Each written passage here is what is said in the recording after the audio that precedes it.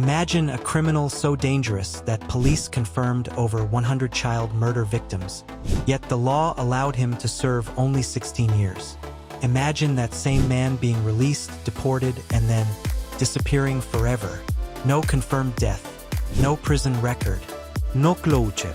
This is not a horror movie. This is a real criminological case. This is the story of Pedro Alonso Lopez, known to history as the monster of the Andes. Pedro Alonso Lopez is often cited in criminology as one of the most prolific serial killers ever documented. Not because of a single crime scene, not because of a single country, but because his crimes crossed national borders, exploited legal loopholes, targeted vulnerable populations, and exposed major failures in criminal justice systems. Between 1978 and 1980, hundreds of families across Colombia, Ecuador, and Peru searched for missing daughters. Most never received answers. Pedro Alonso Lopez was born on October 5, 1948, in Tolima, Colombia. He was the seventh of 13 children. Before he was born, his father was killed during Colombia's political violence period known as La Violencia. This meant no stable male figure, severe economic hardship, chronic emotional neglect. According to multiple accounts, his home environment included physical punishment, emotional hostility, sexual exposure at an early age. By age 8, Pedro was expelled from his home. Soon after, he became homeless, a major risk factor recognized in modern criminal psychology. While living on the streets, Lopez experienced repeated sexual assault, malnutrition, substance abuse, lack of social protection. These experiences did not excuse his later crimes, but they are critical for understanding developmental pathways to violent offending. At age 12, Lopez was briefly adopted by a foreign family. However, trust issues, theft, and instability led him to run away once again. By adolescence, Lopez had no stable attachments, no education, no institutional support. He drifted socially and geographically.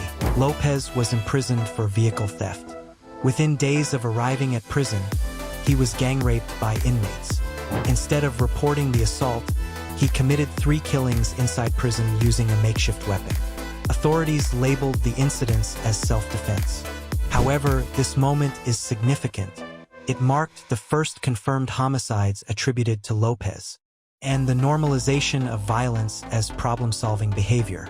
After his release in 1978, Lopez began traveling extensively.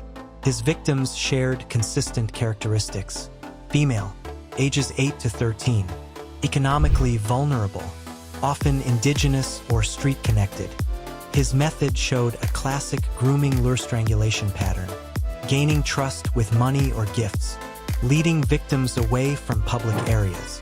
Sexual assault, manual strangulation. This consistency is key in serial offender profiling.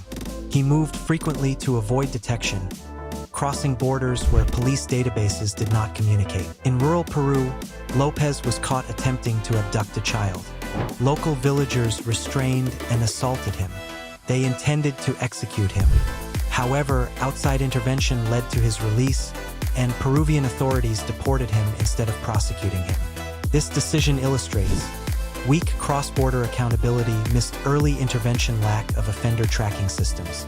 In Ecuador, Lopez operated openly in markets and plazas.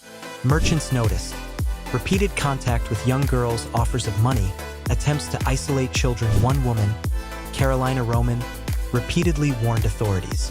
Her persistence ultimately led to Lopez's arrest after an attempted abduction.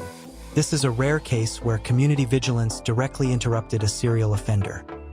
Once in custody, Lopez confessed extensively. Initially, police doubted him, so he guided them to burial sites.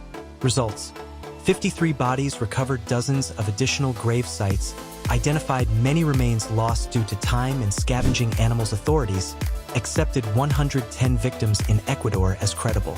Crucially, he was not prosecuted for murders outside Ecuador due to cost and jurisdictional issues. Despite the scale of the crimes, Ecuadorian law capped prison sentences. Lopez was convicted of 3 murders. Sentence. From a legal perspective, this case demonstrates the danger of outdated sentencing frameworks, the absence of life imprisonment laws at the time, failure to adapt punishment to extreme cases. In 1994, Lopez was released early for good behavior. He was deported to Colombia. There, legal confusion continued. In 1998, he was released again, this time on bail.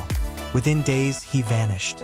The last confirmed sighting occurred in 1999, when he renewed identification using a false identity.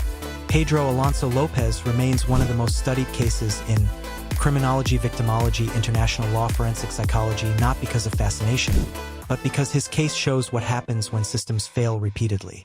Hundreds of victims, minimal punishment, no confirmed end. For researchers, this case is a warning. When borders, laws, and institutions do not communicate, predators thrive.